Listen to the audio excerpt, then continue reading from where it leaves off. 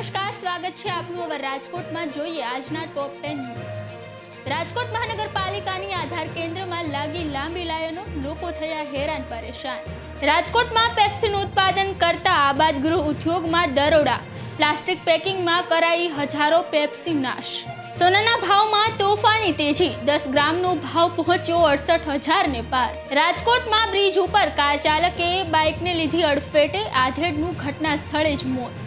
રાજકોટ ગ્રામ્ય વિસ્તારમાં એસઓજીની ટીમે શંકાસ્પદ અનાજનો જથ્થો ઝડપ્યો, અનાજ સહિત વાહન પણ કરાયું જપ્ત.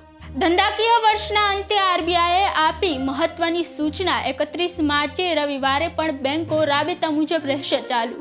રાજકોટમાં આવાસ કૌભાંડ મામલો, રાજકોટ કોંગ્રેસ દ્વારા મનપામાં કરાયો વિરોધ, પોલીસે કરી અટકાયત. અમરનાથ યાત્રાની તારીખ જાહેર, 29 જૂનથી શરૂ થઈને 19 ઓગસ્ટે પૂરી થશે.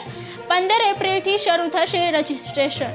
રાજકોટમાં પ્રેમીએ કરી પ્રેમિકાની હત્યા, વાસણ સાફ કરવા જેવી નજીવી બાબત પર થઈ હતી બોલચાલ.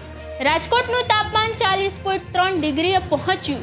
26 માર્ચ સુધી વાદળછાયું વાતાવરણ રહેવાની સંભાવના. વધુ ન્યૂઝ અપડેટ્સ માટે જોડાયેલા રહો અવર રાજકોટ સાથે. વધુમાં અમારી યુટ્યુબ ચેનલને સબસ્ક્રાઇબ કરીને બેલ આઇકન જરૂરથી પ્રેસ કરજો. નમસ્કાર.